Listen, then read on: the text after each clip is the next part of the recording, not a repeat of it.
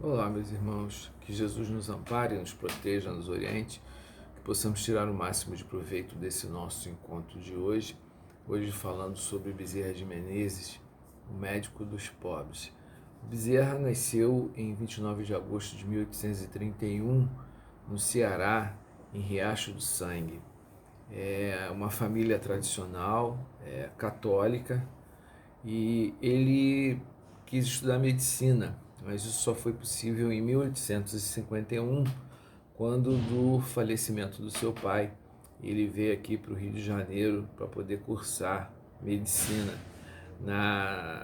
Naquela época, com muita dificuldade, que ele veio com 400 mil réis para poder pagar, né, as suas despesas aqui no Rio, e isso foi dado a ele pelos familiares. Os familiares se cotizaram e deram esse dinheiro para ele.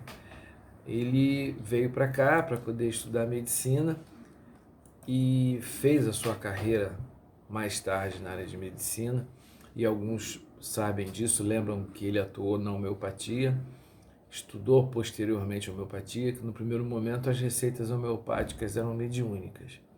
Ele não foi só médico, ele teve uma carreira política também. Ele foi eleito deputado por mais de uma vez aqui no Rio, depois vereador. Ele, como empresário, foi sócio fundador de várias companhias, inclusive da Estrada de Ferro Macaé Campos, participou da Companhia Arquitetônica de Vila Isabel, da Estrada de Ferro Santo Antônio de Pádua, enfim, teve toda uma vivência, não só como médico, mas também como empresário. Mas a sua militância espírita começou em 1875, quando ele fazia uma viagem aqui no próprio Rio de Janeiro. Ele morava na Tijuca e ia do centro para Tijuca, e isso levava mais ou menos uma hora de viagem, né, de bonde. E ele ganhou do Joaquim Carlos Travassos, um dos tradutores do Livro dos Espíritos. Ele ganhou um Livro dos Espíritos. E aí ele embarcou, né, com o livro, e como não tinha distração nenhuma para a viagem, que era longa, ele resolveu ler o livro e achou até que, como ele era católico, que ele ia para o inferno, porque ele estava lendo o Livro dos Espíritos.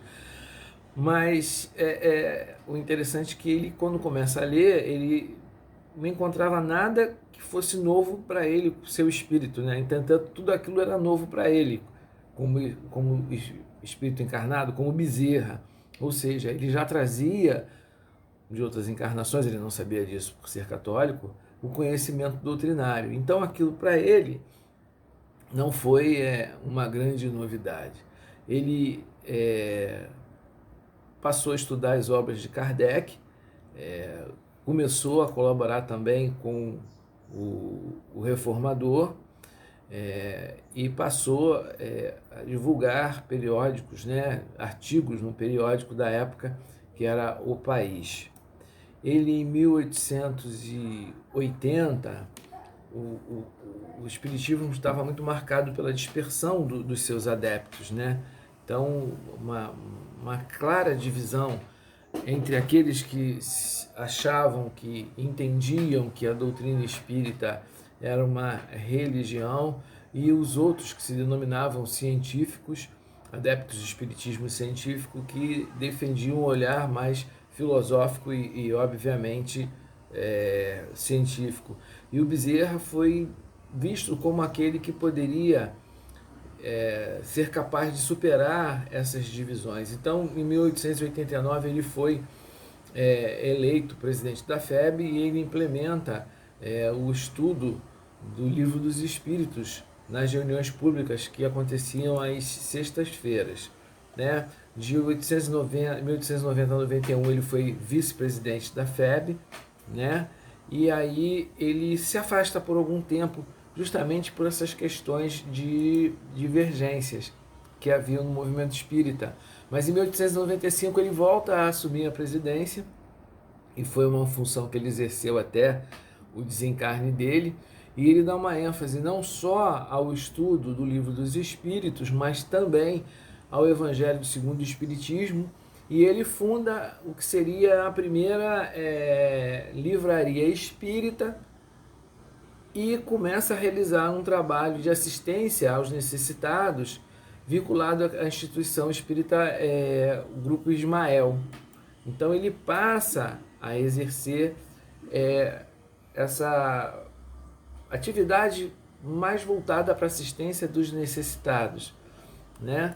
E é interessante porque ele passa por grandes dificuldades, momentos de dificuldade na sua vida. Quando ele vem para o Rio para poder estudar, em dado momento ele não tinha recurso. E ele, na época ainda católico, ele faz uma oração fervorosa e pede ajuda para que ele pudesse sair daquela situação, e bate a porta dele um estudante, precisando de alguém que ajudasse a estudar matemática. Depois eu vou explicar por que eu falei que ele era católico.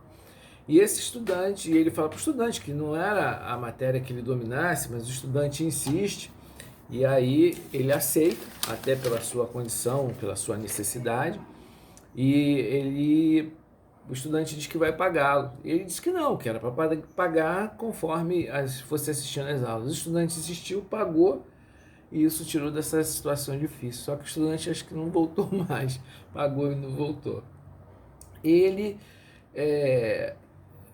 mais à frente, bem mais à frente, numa conversa com Bittencourt Sampaio, que Bittencourt Sampaio fala para ele sobre a homeopatia, para ele exercer a homeopatia, porque a homeopatia ele exercia de forma mediúnica, e ele fala isso para Bittencourt Sampaio, e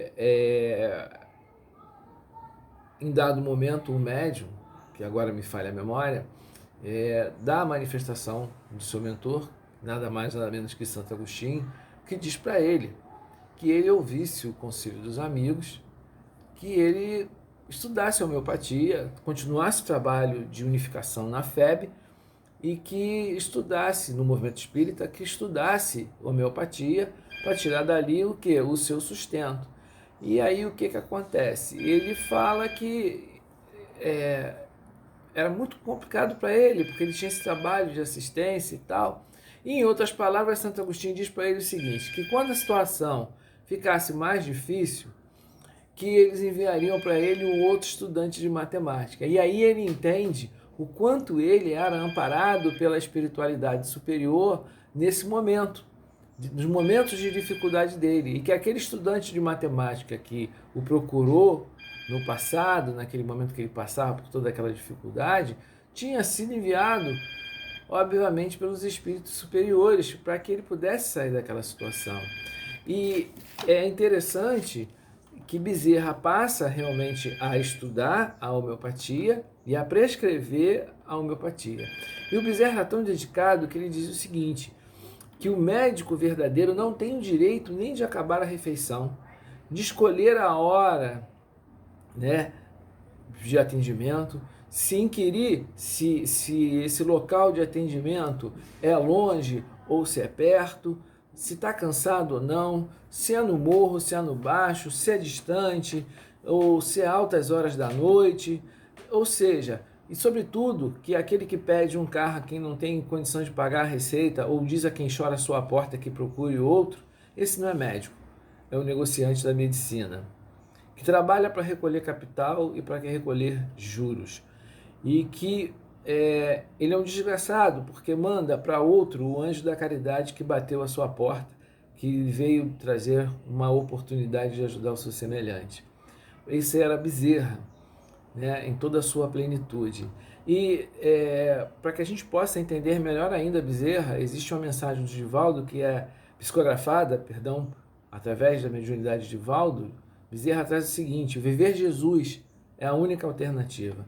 Ele diz: meus filhos, já não vos digo amanhã, o Evangelho do Senhor conclama-nos, eia agora. Agora é o santo momento de ajudar. Arregacemos as mangas da camisa da alma e sirvamos sem cansaço e sem fastios. Assumimos um compromisso antes do berço, que é o de restaurar na terra sofrida o reino dos céus e conforme preconizado por Jesus. Então, essa mensagem que continua, se alonga, mas que nós não vamos ler toda, até em função do nosso tempo, Bezerra nos chama a atenção pelo trabalho que nós assumimos na pátria espiritual, no plano espiritual, cada um de nós, o seu compromisso com a doutrina do Cristo, de divulgar o amor ao próximo, a caridade. O Espírito de Verdade nos chama a atenção dizendo: Espíritas, amai-vos, esse é o primeiro ensinamento. Instruí-vos, este o segundo. E os Espíritos, os prepostos do Cristo, o próprio Cristo nos diz que fora da caridade não há salvação.